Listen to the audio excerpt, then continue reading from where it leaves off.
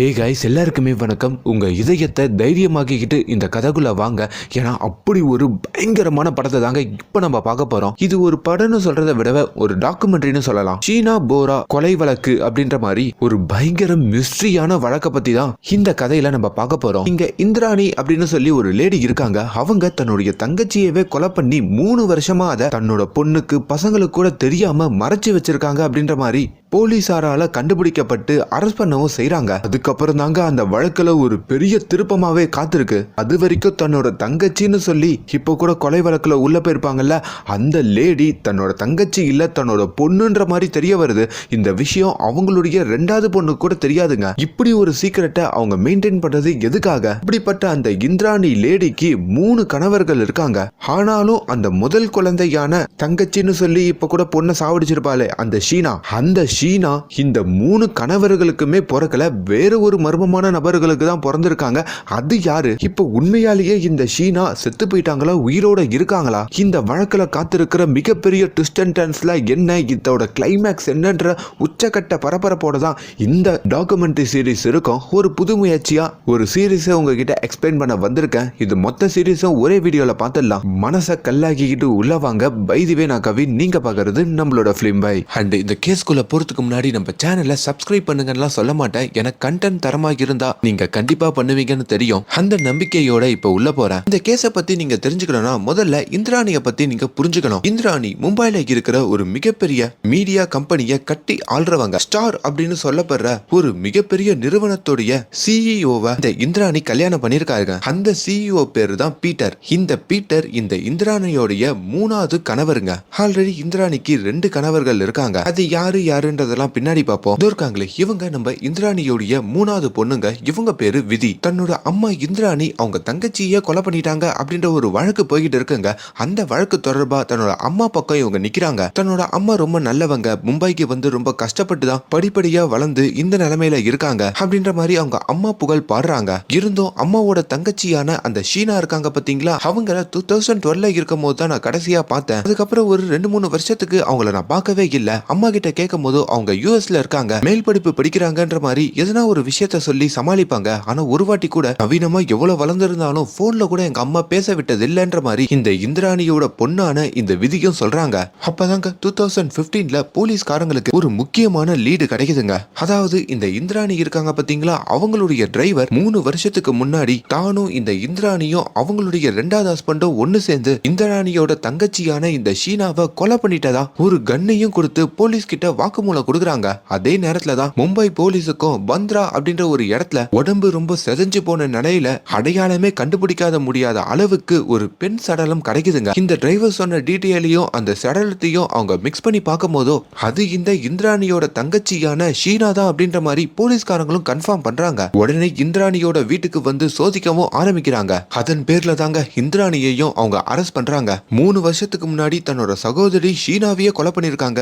அது 3 வருஷமா மறைச்சு தன்னோட குடும்பத்துக்கு கூட தெரியாம அவங்க மெயின்டைன் பண்ணிருக்காங்கன்ற மாதிரி நாடெங்கிலும் செய்தி பரவுது. இந்திராணி கொஞ்சம் பெரிய ஆளு. முக்கியமா அவங்க ஹஸ்பண்ட் பீட்டர் ஸ்டார் கம்பெனியோடைய சிஇஓ அப்படின்றதுனால பயங்கரமா இந்தியாவே இந்த கேஸை திரும்பி பார்க்க வைக்குது. ஒரு கடத்துல நம்ம இந்திராணி அரெஸ்ட் ஆகி போனதுக்கு அப்புறம் அவங்க பொண்ணு அந்த அப்பா பீட்டர் கூட தாங்க இருந்திருக்காங்க. என்னதான் பீட்டரை இந்த இந்திராணி பொண்ணு விதி அப்பான்னு கூப்பிட்டாலும் அவரு வளர்ப்பு அப்பா தாங்க. இந்திராணிக்கு சஞ்சீவ்னு சொல்லி 2வது இன்னொரு கணவர் இருப்பாரு. அந்த கணவருக்கு தான் இந்த விதி பிறந்திருப்பாங்க. அந்த கணவர் என்ன பண்ணாருன்றத பின்னாடி சொல்றேன். இப்ப அம்மா ஜெயிலுக்கு போனதுக்கு அப்புறம் அந்த பீட்டர் கூட தான், அதாவது வளர்ப்பு அப்பா கூட தான் இந்த பொண்ணு இருப்பாங்க. அந்த வீட்டுல இருக்கிற எல்லாருமே என்ன உங்க அம்மா இப்படி பண்ணிட்டா, சொந்த தங்கச்சியவே கொலை பண்ணலாமா அப்படின்ற மாதிரி அவங்க அம்மாவை அக்யூஸ் பண்ற மாதிரி தான் பேசிருக்காங்க போல. இப்படி ஒரு கடத்துல தாங்க இந்த கொலையில இந்திராணியோடைய 2வது ஹஸ்பண்ட் அந்த சஞ்சீவ் இருக்காரு பாத்தீங்களா, அவருக்கும் தொடர்பு இருக்குன்னு சொல்லிட்டு போலீஸ்காரங்களால அரெஸ்ட் பண்ணப்படுறாரு. இந்த வாக்குமூலத்தையும் அந்த டிரைவர் தாங்க கொடுத்திருக்கான். நானு இந்திராணி அவங்களுடைய 2வது ஹஸ்பண்ட் 3 பேருமே அந்த இரவு சமயத்துல கார்ல இந்திராணியோட தங்கச்சின்னு சொல்லப்படுற அந்த ஷீனாவை கூட்டிட்டு போயிட்டு கொலை பண்ணோம். அந்த பாடியை என்கிட்ட கொடுத்தாங்க, அதை நான் எரிச்ச அப்படின்ற மாதிரி தான் வாக்குமூலம் கொடுத்திருப்பான். அதுபடிதான் இந்த மாதிரி அரெஸ்ட் எல்லாம் பண்ணிக்கிட்டு இருக்காங்க. இப்படிப்பட்ட இந்திராணியோட 2வது ஹஸ்பண்ட் சஞ்சீவுக்கும் நம்ம இந்திராணிக்கும் பிறந்த பொண்ணு தான் தோ இந்த விதிங்க. இப்படி சொந்த தங்கச்சியே இந்த இந்திராணி கொல்றதுக்கான காரணம் என்ன அப்படின்ற விஷயம் தாங்க அங்க பெரும்பான்மையா எல்லாரும் மனசுலயும் இருக்கு. அப்பதாங்க மிக்கில் அப்படின்ற மாதிரி ஒரு பையனை காமிக்கிறாங்க. இவன் யாரு தெரியுமா, நம்ம இந்திராணி இருக்காங்க பாத்தீங்களா, அவங்களுடைய பையன் தாங்க. அவன் ஒரு நடுங்க வைக்கிற ஒரு விஷயத்த வந்து சொல்றான். இறந்து போன ஷீனா அவ அவங்க என்னுடைய அக்கா தான். ஓ அப்படியா, அப்ப இந்திராணியும் உங்களோட அக்கா தான்னு கேட்கும் போதோ, இல்ல இந்திராணி என்னுடைய அம்மா. என்னப்பா முறைய தப்பா இருக்கு, அந்த ஷீனா இந்திராணியோட தங்கச்சி தானே சொன்ன, அவங்க பொய் சொல்லிக்கிட்டு இருக்காங்க. உண்மையாலே அந்த ஷீனா யாரு தெரியுமா, இறந்து போன ஷீனா இந்திராணியோடைய பொண்ணு அப்படின்ற மாதிரி சொல்ல அங்க இருக்கிற எல்லாருக்கும் தூக்கி வாரி போடுதுங்க. சொந்த பொண்ணையே இவங்க எதுக்கு தங்கச்சின்னு சொல்லணும், சொந்த பொண்ணையே இவங்க எதுக்கு கொலை பண்ணணும், அப்படி அதுக்கு பின்னாடி என்ன மர்மம் இருக்குன்ற மாதிரி யாருக்கும் ஒண்ணும் புரிய மாட்டேங்குது. மேற்கொண்டு போலீஸ்காரங்க விசாரிக்கும் போதுதான் விசாரணையில இன்னொரு பயங்கரமான விஷயமும் தெரிய வருதுங்க. இப்ப இந்திராணியோடைய மூணாவது பொண்ணு அந்த விதி இருக்காங்கல்ல, அவங்களுடைய அப்பா சஞ்சீவ், அதாவது இந்திராணியோட செகண்ட் ஹஸ்பண்ட். அப்ப இந்திராணிக்கு ஒரு முதல் ஹஸ்பண்ட் இருப்பார்ல, அவரு யாரு, அவருக்கு தான் இந்த ஷீனா பிறந்திருக்கணும் அப்படின்ற மாதிரி அவரையும் தேட ஆரம்பிக்கிறாங்க. இதே வேளையில இந்திராணியோடைய மூணாவது ஹஸ்பண்டான பீட்டர் கிட்ட இந்த விஷயமா கேட்கும் போதும், என்னது ஷீனா இந்திராணியோட பொண்ணா, எனக்கு இந்திராணியோட தங்கச்சின்னு சொல்லிதானே இந்திராணியை என்கிட்ட மெயின்டைன் பண்ணிருக்கான்ற மாதிரி ஒரு உண்மையை உடைக்க, அப்பதான் போலீஸ் மேற்கொண்டு விசாரிக்கும் போதோ இந்த பீட்டருக்கும் ஒரு முதல் வைஃப் இருந்திருக்காங்க. அந்த முதல் வைஃபுக்கு 2 பசங்க பிறந்திருக்காங்க. அதுல ஒருத்தனோட பேரு தான் ராகுல். அந்த ராகுல் நம்ம இந்திராணியோடைய பொண்ணான இப்ப இறந்து போனாங்களே ஷீனா, அவங்கள ரொம்ப சின்சியரா காதலிச்சிருக்காங்க.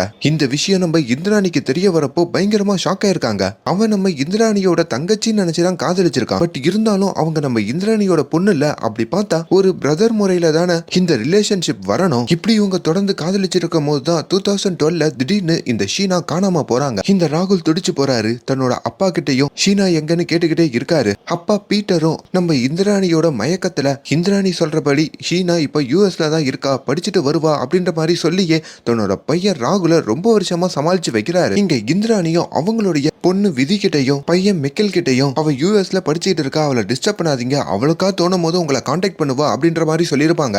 அது மூலமா அவங்களுக்கும் ஒரு 2-3 மாசத்துக்கு ஒரு வாட்டி இந்த ஷீனாவோட அக்கௌண்ட்ல இருந்து அப்பப்போ நான் நல்லா இருக்கேன், இது பண்றேன் அது பண்றேன்ற மாதிரி மெயில் மட்டும் வருமாங்க. இது எல்லாமே 2012 இருந்து 2015 வரைக்கும் வந்ததா இவங்க 2 பேருமே சொல்றாங்க. இப்போ ஒரு பக்கம் இந்த கேஸ் எல்லாம் போய்கிட்டு இருக்க, இந்த கேஸ் போய்கிட்டு இருக்கும் போது ஊருக்குள்ள வேற இவங்க குடும்பத்துக்கு ரொம்ப கெட்ட பேருங்க. நம்ம இந்திராணிய ஒரு சைக்கோபாத் அப்படின்ற மாதிரி ஊருக்குள்ள சொல்லுவாங்களாம். இந்திராணியோட மூணாவது ஹஸ்பண்ட் அந்த பீட்டரை அசிங்கமா திட்டுவாங்களாம். இந்திராணியோடைய 2 பசங்களை பார்க்கும் போது சபிக்கப்பட்ட பசங்கன்ற மாதிரி ரொம்ப கஷ்டப்படுத்துவாங்களாம். ஷீனாவை லவ் பண்ணிட்டு இருந்த ராகுல கூட பாவம் பார்க்காம பயங்கரமா திட்டுவாங்களாம். இதையெல்லாம் ஃபேஸ் பண்ணிக்கிட்டு தான் வாழ்ந்ததாகவும் அவங்க பொண்ணு இது அங்க சொல்றாங்க. சோ இது வரைக்கும் உங்களுக்கு நிறைய குழப்பங்கள் இருக்கலாம். இந்திராணி எதை மறைக்கிறாங்க, எதுக்காக சொந்த பொண்ணைய தங்கச்சின்னு சொன்னாங்க, அவங்களுக்கு உண்மையாலே எத்தனை ஹஸ்பண்ட் இருக்காங்க, உண்மையாலே அவங்க பொண்ணு ஷீனா கொன்னுட்டாங்களா இல்லனா இன்னும் காணாம போய் தேடிக்கிட்டு இருக்காங்களா, அப்ப கொலை பண்ணது யாரு, அங்க பாடி கண்டடிச்சது யாரு அப்படின்ற மாதிரி நிறைய கேள்விகளுக்கு இப்போ பதில் கிடைக்க போகுது. அதுவும் இந்திராணி கிட்ட இருந்தே கிடைக்க போகுது. இப்போ 2022ல தான், அதாவது ஒரு வருஷத்துக்கு முன்னாடி தான் இந்த இந்திராணி 6 வருஷம் தன்னோட பொண்ணை கொன்னுட்டேன் அப்படின்ற விஷயத்துக்காக ஜெயில இருந்து ஒரு வழியா பெயில் வாங்கி வெளியே வந்திருக்காங்க. அதுக்கப்புறம் தான் இந்த இன்டர்வியூவை அவங்க கொடுக்குறாங்க.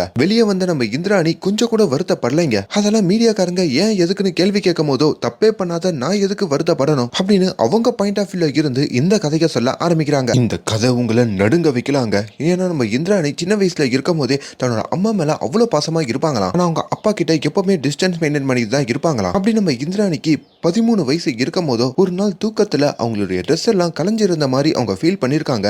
என்னன்னு எழுந்து பார்த்தா அந்த இடத்துல தன்னோட அப்பாவே இந்த இந்திராணி கிட்ட தவறா நடந்து தன்னோட பொண்ணுன்னு கூட பார்க்காம கற்பழிக்கவும் செஞ்சிருக்காருங்க. இந்த விஷயம் அடுத்த நாள் நம்ம இந்திராணி அவங்க அம்மா கிட்ட சொல்லியிருந்தாலும், இது குறித்து அவங்க அப்பா கூட அவங்க அம்மா சண்டை போட்டு இருந்தாலும் இதை பெருசா ஆக்கலைங்க. இப்ப திரும்பி 16 வயசுல இருக்கும் போதோ இதே மாதிரி இன்னொரு நிகழ்வு நடக்குது. அதுல இருந்துதான் தன்னோட அப்பாவை முழுசா நம்ம இந்திராணி வெறுக்கிறாங்க. அவங்க அம்மாவும் பயங்கர சண்டை போட்டு அவங்க அப்பாவை அங்க இருந்து விரட்டி அடிக்கிறாங்க. இப்ப ஒரு மெடிக்கல் டெஸ்ட் எடுக்கிறதுக்காக ஹாஸ்பிட்டலுக்கு போகும்போது தான் அதுல நம்ம இந்திராணி 4 மாசம் பிரெக்னெண்டா இருக்காங்கன்ற ஒரு இன்ஃபர்மேஷன் தெரிய வருதுங்க. இதுக்கு மீறியும் இந்த குழந்தைய வளர்க்கணுமா அப்படின்ற ஒரு கொஸ்டின் நம்ம இந்திராணியோட மனசுல வருது. பட் இருந்தும் 4 மாசத்துக்கு அப்புறம் அந்த குழந்தைய கலைக்க முடியாது அப்படின்ற மாதிரி சொன்னதுனால அந்த குழந்தைய அவங்க பெத்துதான் ஆகணும். அப்படி பெத்துக்கிட்ட குழந்தை தான் அந்த ஷீனா. அதான் இந்திராணியால கொல்லப்பட்ட பொண்ணு, அதான் இந்திராணியோட தங்கச்சி அப்படின்ற மாதிரிலாம் எவ்வளவு சொல்லியிருப்பாங்களே அந்த ஷீனா தாங்க. அப்படி நம்ம இந்திராணியோட வாழ்க்கை முடங்கி போய்கிட்டு இருக்கும் போது தான் அவங்களுக்கு ஒரு குல்கோசா சித்தார்த் அப்படின்ற ஒரு பர்சன் வராருங்க. இந்த சித்தார்த் தாங்க நம்ம இந்திராணியோடைய முதல் ஹஸ்பண்ட். அப்படி சித்தார்த்து கூட காதல் ஏற்பட்டு அவங்களோட வலி வேதனைன்னு எல்லாத்தையும் ஷேர் பண்ணி சித்தார்த்தும் பிறந்த ஷீனான்ற குழந்தைய தன்னோட குழந்தையா ஏத்துக்கிட்டு நம்ம இந்திராணியும் கல்யாணம் பண்ணிக்கிறாரு. அப்படி சித்தார்த்து கூட சேர்ந்துக்கிட்டு தான் நம்ம இந்திராணி 2ஆவதா இன்னொரு பையனையும் பெத்துக்கிறாங்க. அந்த பையனோட பேரு தான் இந்த மைக்கேல். சின்ன வயசுல இருந்தே இந்த மைக்கேலும் இறந்து போன ஷீனாவும் ஒன்னாதான் வளர்ந்துருப்பாங்க, அப்படி அன்பாவும் இருந்திருப்பாங்க.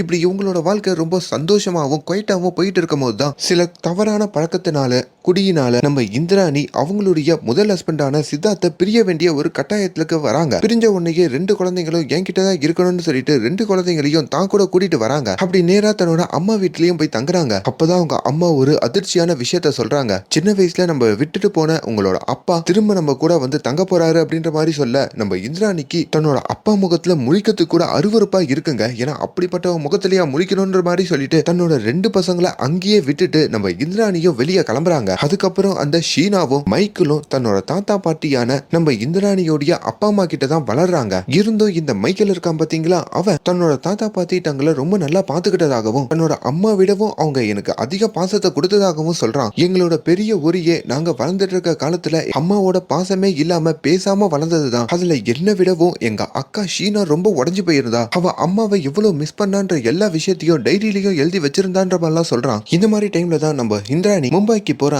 அவங்களுடைய மீடியா வேலையும் கொஞ்சம் கொஞ்சமா டெவலப் ஆகிட்டு இருக்காங்க. அப்பதான் ஒரு பப்ல சஞ்சீவ் அப்படின்ற மாதிரி இன்னொரு பர்சனை பாக்குறாங்க. அந்த சஞ்சீவ் தாங்க நம்ம இந்திராணியோடைய 2வது கணவர். அப்படி சஞ்சீவ் இந்திராணியோட லைஃப்ல வந்ததுக்கு அப்புறம் தான் அவங்களுடைய சோசியலாவே ரொம்ப டெவலப் ஆக ஆரம்பிக்கிறாங்க. கொஞ்சம் மாடர்ன் லைஃப் குள்ளேயும் போறாங்க. ஒரு கடத்துல இந்த சஞ்சீவையும் நம்ம இந்திராணி 2 தரமா கல்யாணம் பண்ணிக்கிட்டு அப்படி சஞ்சீவ் கூட சேர்ந்துக்கிட்டு அழகான ஒரு பொண்ணையும் பெத்துக்கிறாங்க.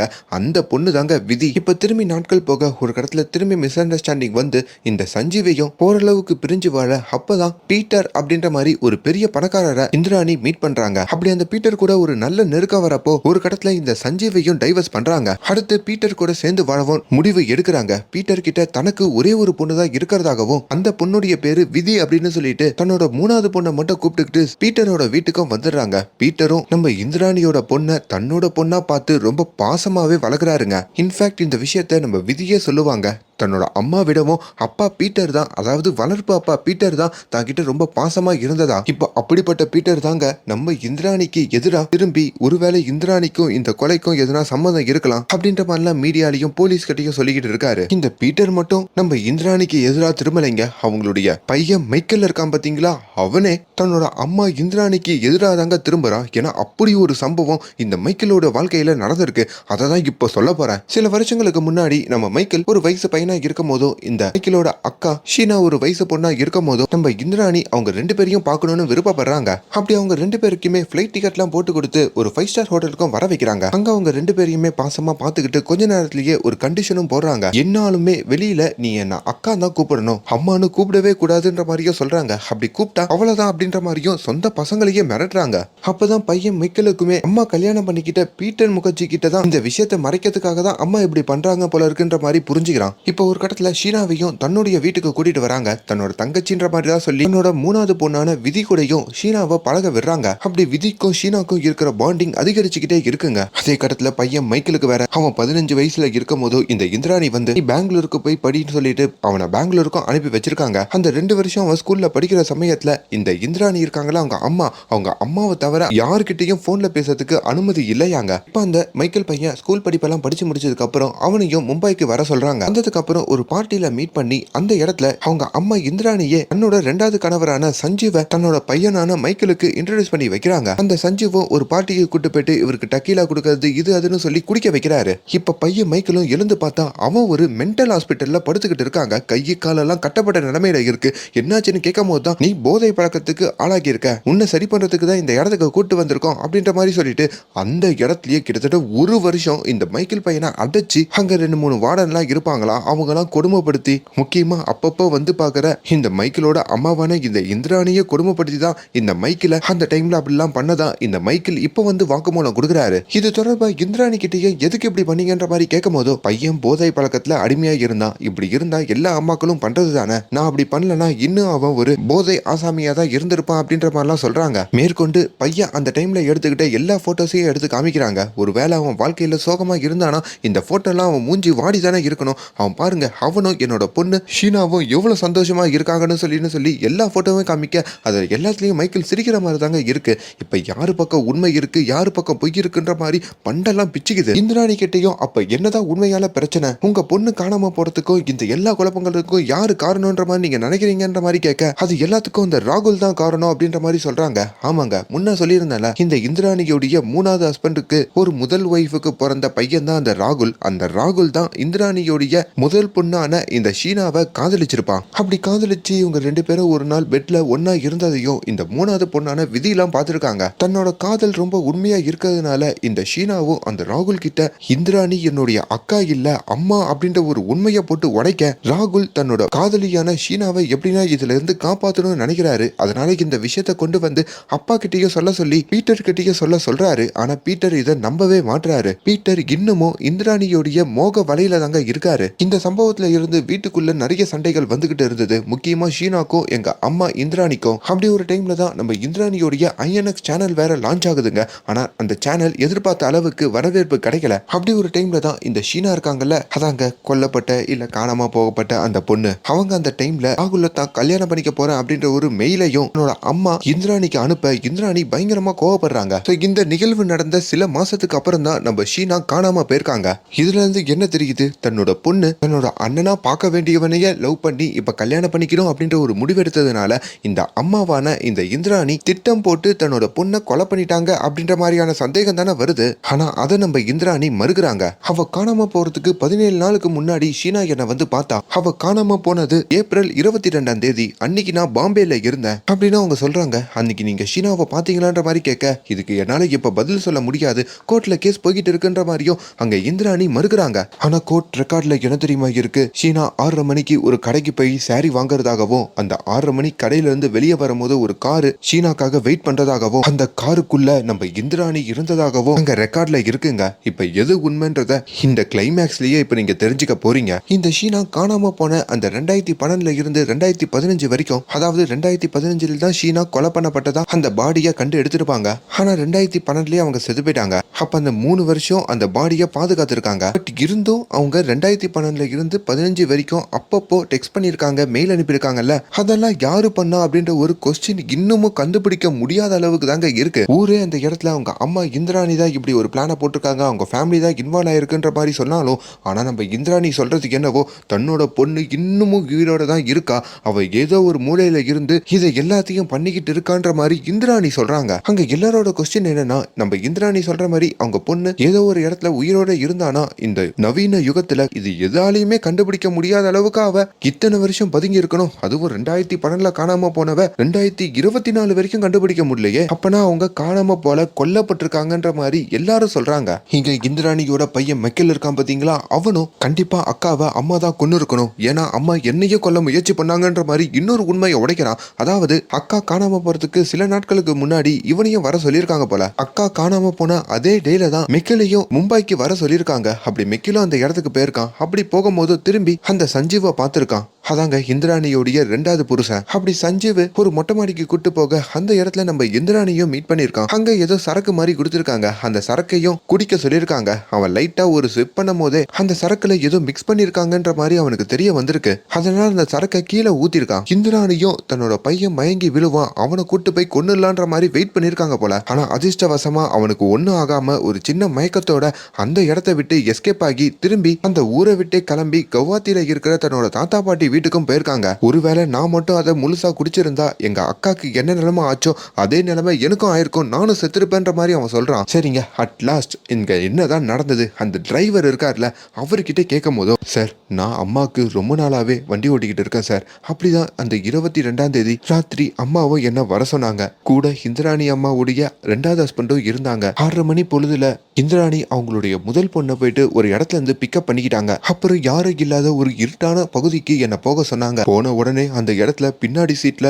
இந்திராணியும் அவங்களோட கணவரும் உட்காந்துக்கிட்டு அந்த பொண்ணுடைய கழுத்தை நெரிச்சு கொலை பண்ணாங்க சார். ஊருக்குள்ள அது ஒரு பொண்ணுன்னு தெரியக்கூடாதுன்னு சொல்லிட்டு கொலை பண்ணப்பட்ட அந்த ஷீனா பொண்ணுக்கு மேக்கப் போட்டு லிப்ஸ்டிக் எல்லாம் அவங்க அம்மாவே போட்டு விட்டாங்க. அப்புறம் ஊருக்குள்ள சில பேரை நம்ப வைக்கணும் சிசிடிவி ஃபுட்டேஜுக்காகலாம் அந்த பாடியை உள்ள வச்சுட்டு தன்னோட 2வது கணவரையும் பாத்துக்க விட்டுட்டு இந்திராணி போயிட்டு ஒரு டீ குடிச்சிட்டு வந்திருக்காங்க. அப்புறம் கார் கராஜிக்கு போயிட்டு அந்த பாடியை வெளியே கொண்டு வந்து ஒரு ட்ரக்ல வச்சிருக்காங்க. அப்புறம் ஊருக்கு ஒதுக்குமுறமா போயிட்டு ஒரு இடத்துல அந்த பாடியை சஞ்சீவ் தலைய பிடிக்க அந்த டிரைவர் காலை பிடிக்க பாடியோட முகத்தெல்லாம் செதைச்சு ஆசிட் எல்லாம் ஊத்தி அந்த இடத்துல புதைச்சிருக்காங்க. சோ அந்த பணத்தை தான் போலீஸ்காரங்க எடுத்திருப்பாங்க. டிஎன்ஏ எல்லாம் செக் பண்ணி பார்க்கும் போதோ அது நம்ம இந்திராணியோடைய டிஎன்ஏவோட ஒத்து போனதுனால தான் அது நம்ம இந்திராணி பொண்ணான ஷீனான்ற மாதிரி கன்ஃபார்ம் பண்ணிருப்பாங்க. கொஞ்ச நாள்லயே இந்த போன்ல இருந்து சில மெசேஜ்லாம் வந்திருக்கும்ல, அதாங்க இந்த ஷீனா போன்ல இருந்து வந்திருக்குமே, அது எல்லாமே தன்னோட அம்மாவான இந்திராணி தான் ஒரு வருஷம் அவங்க போனை யூஸ் பண்ணி பண்ணதாகவும் போலீசாரால சந்தேகிக்கப்படுது. அப்பதான் ஒரு கடத்துல இந்த பீட்டர் இருக்காருல 3வது ஹஸ்பண்ட், அவரும் இந்த கொலையில இன்வால்வ் ஆயிருக்காருன்ற மாதிரி தெரிய வருது.